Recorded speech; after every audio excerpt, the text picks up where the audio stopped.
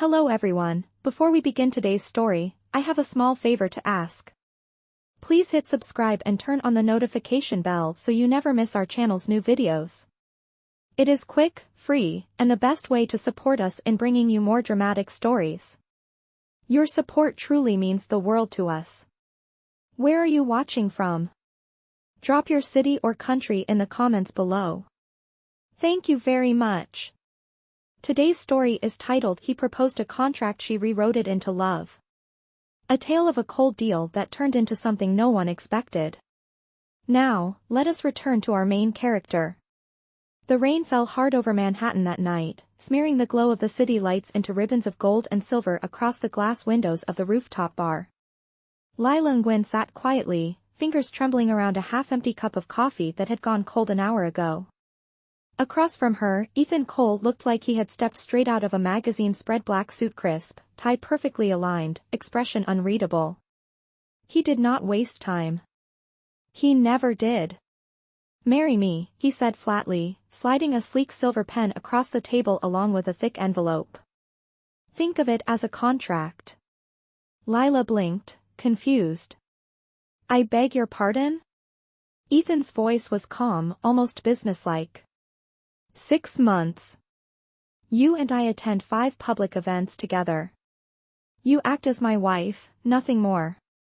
In return, I will pay you $250,000, and your mother's bookstore debt will disappear by morning. Her stomach twisted. You cannot be serious. Ethan leaned back, eyes steady. I am. I need a wife to secure a merger. You need money to save your store. We can help each other. For a long moment, the sound of rain filled the silence between them. Lila's mind raced with the image of her mother's small bookstore, rows of fading paperbacks, the smell of old ink, the red foreclosure notice taped to the door. Her throat tightened. You could hire anyone, she whispered. Ethan's gaze softened, just barely. No. I need someone the press will believe. You are ordinary, honest, and you have no connection to my world. She stared down at the silver pen lying between them, her reflection glimmering faintly on its polished surface. That pen, that moment, felt like a line dividing her life into before and after. Why me? She asked again, barely audible. Because, he said, lowering his voice, you are not like them. The rain struck harder against the windows, as if demanding her answer. Finally, with a trembling hand, she picked up the pen. If I sign this, she murmured, I want to add one clause. Ethan frowned slightly. Clause? Always tell the truth, she said. Even when it hurts.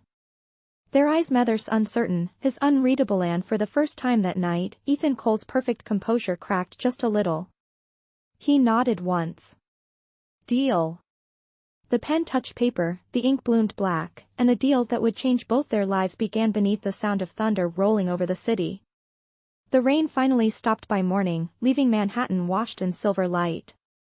Lila stood in front of the bookstore window, the one her mother had built with her bare hands, the sign and Gwen books, faintly peeling at the corners. The world outside looked calm, but inside her chest was a storm. Her fingers traced the folded contract inside her bag. It was real. She had signed it. Ethan Cole's signature sat beside hers in perfect blue ink, binding two strangers with nothing but need. A knock startled her. Mrs. Turner, the landlord, stood in the doorway. Lila, the bank called again. If you cannot make the payment by Friday, her voice trailed off. Lila nodded silently. I know. She waited until the woman left before whispering to the empty shelves, I will fix this, Mom. I promise. Across the city, Ethan Cole's world operated like clockwork. Inside the glass tower of Cole Investments, he sat behind a sleek oak desk as his assistant Clara recited his morning schedule.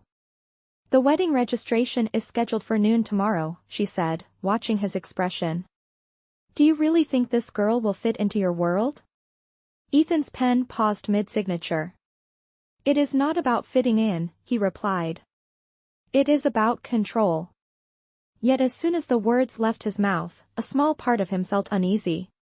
The next day, Lila arrived at the city courthouse wearing a simple beige dress. The heels were borrowed, the nerves were not. She met Ethan at the entrance immaculate as always, composed as if this were another business deal. "You are late," he said quietly. "Traffic," she murmured. They stood before the clerk, reciting the words neither of them believed. When it was done, he slid a plain gold ring onto her finger. "Welcome to your new life, Mrs. Cole." The sound of her new name felt heavy, foreign. That night, a black car carried her to the Cole Estatia sprawling mansion of marble and glass on the edge of the Hudson. Every step she took echoed in the silence of a place too perfect to be real. The housekeeper led her upstairs, her voice polite but distant. "This will be your room, Mrs. Cole. Dinner is at 7. When the door closed, Lila exhaled for the first time.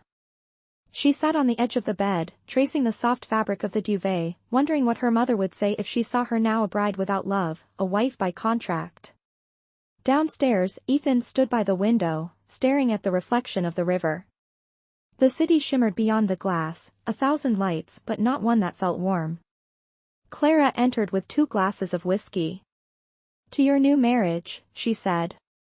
He accepted the glass but did not drink. "It is temporary," he muttered. "Everything is temporary." Later that evening, they sat at opposite ends of a dining table that could seat 20. Silverware glimmered under chandelier light. The silence between them was thick, almost physical. Lila finally broke it. "Do you always eat like this? Alone, in a room big enough for a football team?" He glanced up, caught off guard by her tone. "I prefer silence." "Silence," she said softly, "is just another kind of noise when you are lonely." For a moment, Ethan did not answer. Then, almost imperceptibly, his gaze softened. "Finish your dinner, Mrs. Cole," he said, but his voice had lost its edge. She smiled faintly. "Yes, Mr. Cole."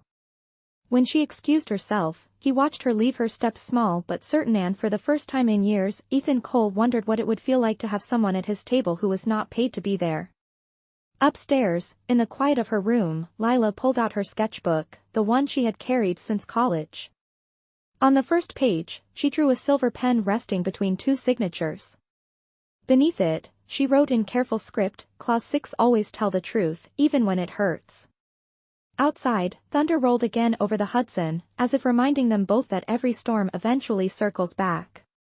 The days that followed felt like a silent negotiation between 2 worlds. Every morning, Lila descended the grand staircase to find Ethan already at the dining table, dressed in crisp suits, his phone pressed to his ear as he discussed mergers and numbers she could not imagine. He would nod politely, ask if she slept well, and then disappear into the maze of meetings that ruled his life. The house, though filled with staff, felt hollow. Lila began exploring its quiet corners, finding small signs of humanity hidden beneath perfect Iona, forgotten piano in the library, a cracked photo frame on a hallway shelf showing a younger Ethan with his late father. She wondered what kind of man he was before money built his walls. One afternoon, she found herself sketching in the garden gazebo, surrounded by roses too perfect to smell real. The air was warm, her hands smudged with pencil dust, when a shadow fell across her page. Ethan stood there, holding a file. "You draw," he said simply. Lila blinked, startled. "I try to." He studied the half-finished sketch, his own reflection in the mansion's glass windows. "You captured the loneliness," he murmured. She looked up, surprised. "Maybe because it is hard to miss." His eyes met hers for a second too long before he cleared his throat. "There is a charity gala this weekend. You will attend with me." She nodded. "Another clause of the contract?" "Consider it part of the illusion." The gala arrived in a blur of lights and camera flashes. Lila wore a silver gown chosen by Ethan's stylist, its shimmer catching every glint of chandelier light. As they entered the ballroom, heads turned. She could hear whispers. Who is she? How did Ethan Cole find her? She felt like a stranger walking through someone else's dream. Ethan's hand rested lightly on her back, guiding her through the crowd. His touch was formal, almost clinical, but for a fleeting moment it steadied her heartbeat. When a journalist approached, asking about their story, Lila smiled politely. "Our marriage began with a contract," she said, her voice calm. "But sometimes even a contract can surprise you." The reporter laughed, thinking it was a joke, but Ethan's eyes flickered with something unreadable. Later that night, on the balcony overlooking the city, Lila leaned against the railing, the wind tugging at her hair. Ethan joined her, silent for a long time. "You handled the press well," he said at last. "You made them believe us." "Did I?" she replied. "Or did they just believe what they wanted to see?" He glanced at her profile, the city lights reflecting in her eyes. "You are different from anyone I have met." She smiled faintly. "Different is just another word for temporary in your world, is it not?" He almost smiled back. "Maybe. But not always." The moment lingered, soft and strange, until Clara appeared at the door. "Mr. Cole, the board members are waiting for you." The spell broke. Lila stepped back. "Go. Duty calls." He hesitated, then nodded and left without another word. When she returned to her room that night, she opened her sketchbook again. This time she drew the balcony, two figures standing apart, a line of light between them that looked almost like hope. Downstairs, Ethan stood in his office, staring at the framed photo of his father. He remembered his words, "You can own everything, son, except sincerity. That you must earn." For the first time, Ethan wondered if he had finally met someone who could teach him what that meant. Outside, the city lights flickered, and somewhere deep within the mansion, a piano key rang faintly, as if the house itself had begun to breathe again. The gala had changed something, though neither Ethan nor Lila could say exactly what. The following week, their routine shifted in quiet, unspoken ways. Ethan began joining her for breakfast instead of rushing off with his phone in hand. He noticed she preferred her coffee with a little honey instead of sugar. She learned that he read the same newspaper his father once did, out of habit rather than interest. They were still strangers bound by ink, but the distance between them began to blur. One evening, Lila passed the open door of Ethan's office and heard a soft melody playing from the grand piano inside. She hesitated at the threshold. Ethan looked up from the keys, surprised. "I did not know you played," she said. "Barely," he replied with a small smile.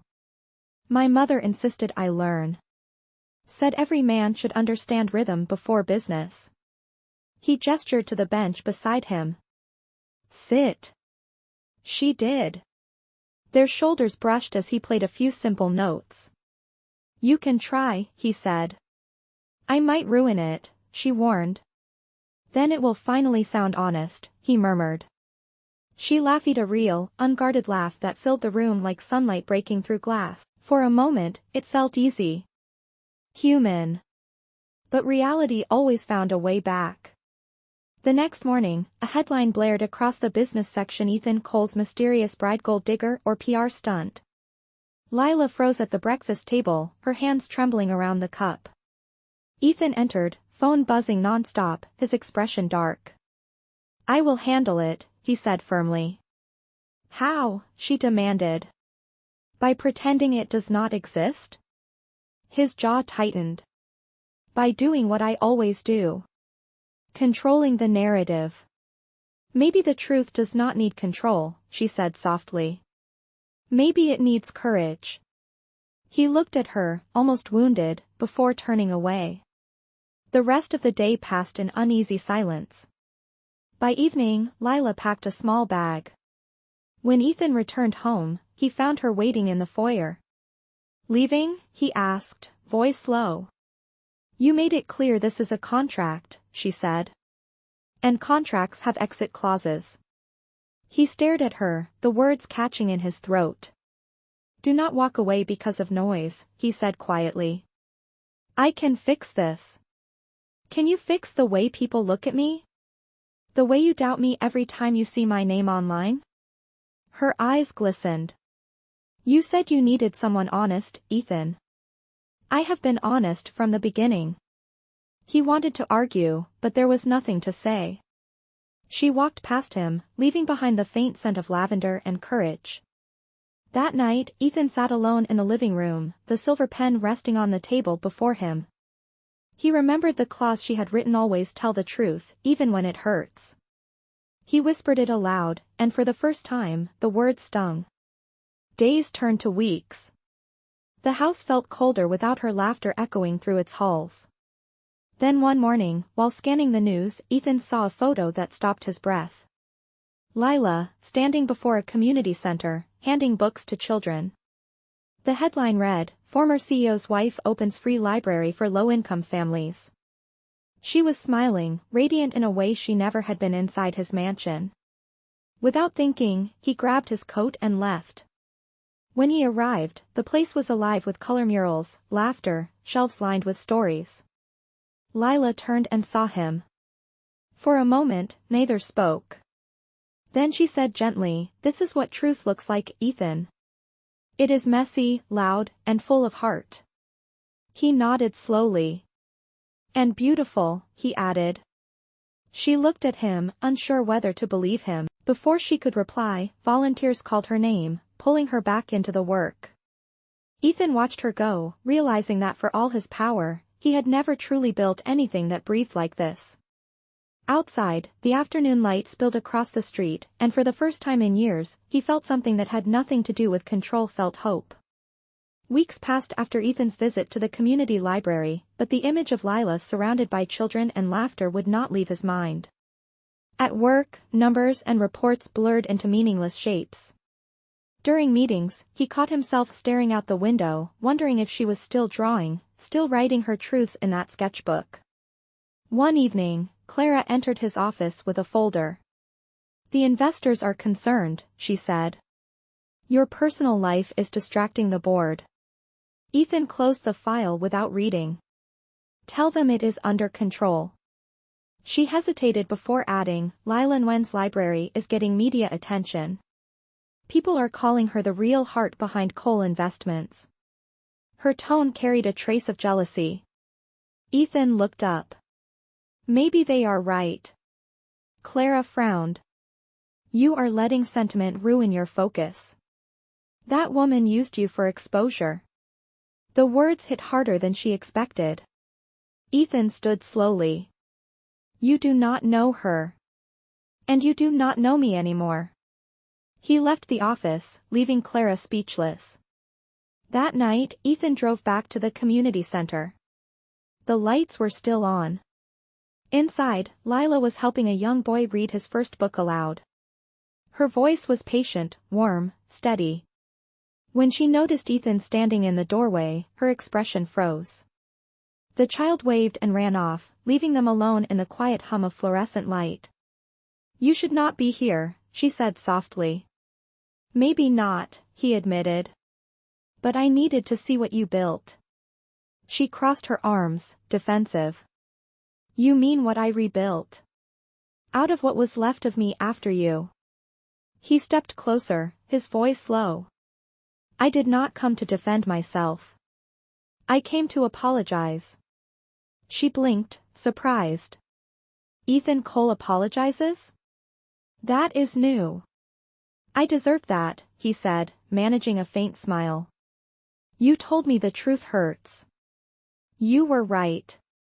It hurt to realize I did not know what mattered until I lost it." She looked down, fingers twisting the edge of her cardigan. "You think an apology fixes everything?" "No," he said simply, "but maybe it starts something." For a moment, the air between them felt fragile, almost alive. Then the door opened behind them. Clara stepped in, her eyes cold. "So it is true," she said sharply. "You are here with her." Ethan turned, his voice even. "Clara, go back to the office. You are throwing away your career for this girl," she snapped. "The board will not stand for it." Lila's eyes widened as she realized the entire encounter had been orchestrated. A photographer outside the glass door clicked once bright flash slicing through the room. Ethan moved instantly, pulling Lila behind him, shielding her. "That is enough," he shouted. But it was too late. By morning, tabloids screamed CEO's contract bride exposed in late-night meeting. Lila stayed home that day, the world spinning around her once again. When she turned on the TV, Ethan's face filled the screen. At a live press conference, he stood before rows of microphones. "The rumors are true," he said clearly. "Lila Nguyen and I entered a contractual marriage. But what began as a deal taught me the value of honesty, of kindness, and of love. She is not my liability, she is my redemption." The room erupted in murmurs. Cameras flashed. Ethan continued, his voice steady. "From this moment, I am resigning as CEO of Cole Investments to support the Nguyen Foundation in its mission to bring education and art to children across the city." Lila's hands flew to her mouth. She could hardly breathe. That afternoon, as she stood in the small garden behind the library, she heard footsteps. Ethan was there, rain dripping from his coat.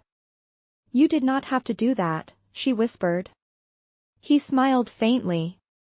"Yes, I did. Because for once, I wanted to sign something that mattered." He pulled the silver pen from his pocket, the same one from their first night. "Clause 6, right?" he said softly. "Always tell the truth, even when it hurts." She laughed through her tears. "Then tell me, Mr. Cole, what is the truth now?" He looked at her, eyes unguarded for the first time. "That I love you," he said. The rain began to fall again, washing away everything false between them, leaving only what was real. The confession hung in the rain like a heartbeat between thunder. Lila stared at Ethan, unable to speak, as his words sank into the silence that followed. "I love you," he said again, this time softer, as if afraid the wind might take it away. She searched his face for the man she once thought he was, a cold businessman hiding behind rules and numbers, but what she saw now was something raw, almost human. "You are impossible," she whispered, her voice trembling. "And yet here I am," he replied. They both laughed quietly, a sound that felt more like release than joy. The rain grew heavier, drumming on the leaves above them. Ethan reached for her hand. "Come inside," he said. "You will get sick." She hesitated before nodding. Inside the library, the air smelled of wet paper and hope. He took off his coat and hung it near the door. Lila sat on one of the small reading benches, the same spot where children gathered every afternoon. For a moment, neither of them spoke. "You really stepped down," she said finally. "Everything you built gone." Ethan sat beside her. "Maybe it was never really mine. Maybe it was just a fortress I built to hide from who I was supposed to be." She tilted her head. "And who is that?" He smiled faintly. "A man who wants to start over, if you let him." Her eyes softened. "Starting over is not easy, Ethan. It takes more than an apology and a grand gesture." He nodded. "Then I will spend the rest of my life proving it." For a long time, they just sat there, the quiet hum of rain filling the space between them. Days turned into weeks. True to his word, Ethan began helping at the foundation, showing up every morning without a suit or entourage. He painted walls, stacked boxes, and even read stories to the children. The volunteers were stunned, the former CEO on his knees fixing a shelf. Lila watched him from across the room, her heart unsure whether to protect itself or to trust again. One afternoon, as they cleaned up after an event, Ethan found her sketchbook on a table. He flipped through it carefully. On one page was a drawing of the silver pen resting between two hands. Beneath it, she had written, "The truth heals." He looked up. "Is this about us?" She smiled. "It is about forgiveness. It is about learning that sometimes the truth does not hurt, it sets you free." Before he could reply, a group of children ran past, waving paintbrushes. One little girl tripped, and Ethan caught her before she fell. The girl looked up at him and giggled. "Thank you, mister." He smiled, setting her back on her feet. "Any time." Lila watched that small exchange and felt something shift inside her. Later, as the sun set behind the city's skyline, they stood by the window. "You are different now," she said. "I am trying to be," he replied. "Not for the world. For me. For you." She turned to him, her eyes glistening. "And what if I am still afraid?" He reached for her hand. "Then let me stay until you are not." She laughed softly. "You really are persistent." "Only when it matters," he said. A month later, the foundation hosted a charity dinner to celebrate its success. Lila stood at the podium, thanking everyone for their support. Ethan sat in the audience, proud but silent, his gaze fixed on her. When she finished, he walked up to the stage, holding the same silver pen that had started it all. "I once used this pen to sign a contract," he said, his voice steady. "Today, I would like to use it to sign a promise." The crowd watched as he unfolded a small piece of paper handwritten vows. To always tell the truth. To choose kindness over pride. And to love, not because I am expected to, but because I finally know how. Lila's eyes filled with tears. He handed her the pen.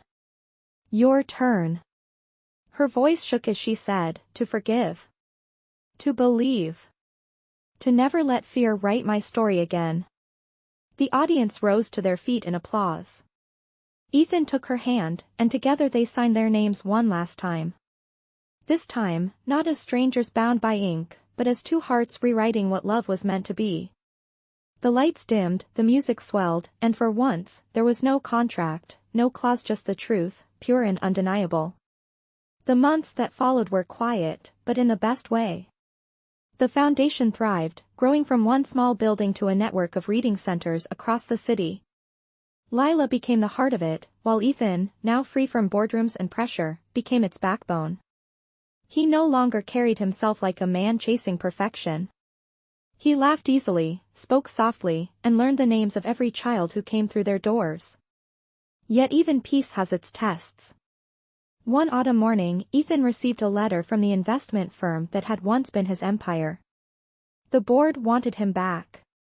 "Cole Investments has been unstable since you left," the letter read. "We need your leadership to restore order." For a moment, the old reflex stirred the urge to fix, to control, to prove himself. That night, he told Lila about the offer. She listened quietly, her hands wrapped around a mug of tea. "If you go back," she asked softly, "what happens to everything we built here?" "It will still be yours," he said, though his voice wavered. "It was never just mine, Ethan," she replied. "It was ours. And it became what it is because you finally learned to lead with your heart, not your title." He stared at her, realizing that she was right. The man who once believed power came from wealth now understood that it came from purpose. The next morning, Ethan returned to the firm's skyscraper for the first time in months. The marble lobby gleamed, cold and familiar. Clara, now seated behind the reception desk, looked up in surprise. "Mr. Cole," she said, standing quickly. Are you coming back?" Ethan smiled faintly. "No. I just came to return something that never belonged to me." He handed her the company ID badge, still in perfect condition, and turned to leave. Outside, the sun was rising over the Hudson, painting the skyline gold. He drove straight to the foundation, where Lila was reading aloud to a group of children. When she saw him, her face lit up, and without a word, he knew he had chosen correctly. That evening, as they locked up the center, she asked, "So what happens now?" He smiled. "Now we build something that lasts." The next months brought new projects, partnerships, and joy. Ethan proposed to Lila again, this time without a contract, only a simple silver ring. Their wedding was small, held in the garden behind the library where it all began. As they exchanged vows, the children from the foundation released paper lanterns into the sky, each one carrying a wish. When the final lantern drifted upward, Lila whispered, "Clause 6 still stands." Ethan laughed softly. "Always tell the truth, even when it hurts?" She nodded. "Always." He leaned closer, his voice low. Then here is the truth: I would do it all over again, every mistake, every storm, if it led me back to you. She smiled through tears. Then let this be our final signature. And as the lanterns rose above them, glowing against the night, Ethan and Lila Cole sealed their story not with ink, but with the kind of love that no contract could ever contain. Time passed, and the world seemed gentler around them. Ethan and Lila built their life the way they had built the foundation, slowly, deliberately, with purpose. Their mornings began with laughter and coffee instead of silence and business calls. Their nights ended with stories, the kind that had no contracts or conditions. The community center thrived, expanding to other cities. Each new branch carried the same inscription on the door: "Truth heals." The phrase had become their shared promise, their quiet legacy. Yet even in peace, life had a way of testing what was true. One evening, Lila returned from a board meeting, exhaustion visible in her eyes. Ethan was at the kitchen counter, cooking the habit he had picked up recently, though the results were still questionable. "Long day?" he asked gently. She nodded. "The new center needs more funding, and I do not want to ask the same donors again." Ethan set down the spoon and walked over. "Then we will find another way. Maybe an art auction, your sketches, the children's drawings, something personal." She smiled softly. "You really think people would pay for that?" "They are not paying for paper," he said. "They are paying for what it represents." That night, they planned the event together, just as they had once built their first gala. But this time, it was not about image or status, it was about hope. The auction took place at a renovated warehouse downtown, filled with paintings, laughter, and soft music. Among the items on display was one sketch Lila had kept hidden for years, the silver pen between two hands. When the auctioneer held it up, the crowd went silent. "This drawing," Lila said as she stepped forward, "was the moment my life changed. It began as a signature on a contract, but it ended as a promise between two hearts." The bid started modestly but grew quickly. A final voice in the back offered a sum that silenced the room. Ethan smiled, recognizing the bidder, one of his former rivals, now humbled and inspired. After the event, as the guests drifted away, Lila stood by the empty stage, looking at the pen sketch one last time. Ethan approached, holding 2 cups of coffee. "For old time's sake," he said. She took one, her smile gentle. "Do you ever think about who we were before all this?" "Sometimes," he admitted. "And then I remember that everything we went through was just the draft before the real story." She leaned into him, resting her head on his shoulder. "You always did like your metaphors. And you always rewrote them better," he replied. Outside, the city lights shimmered on the wet pavement, the air cool and alive. Ethan turned to her and said, "You know, I used to think success was about power and control. Now I think it is about peace and presence." She looked at him with quiet pride. "Then I guess we finally made it." He nodded. Together. They stood there for a long while, listening to the distant hum of traffic and the heartbeat of a city that once tore them apart but now bore witness to their healing. And somewhere in the background, a child's laughter echoed through the street, soft, bright, and full of the future. Years later, the story of Ethan and Lila Cole had become something of a legend in the city, a tale whispered at charity events, told by parents to their children, written into articles about kindness and redemption. But to them, it was never a legend.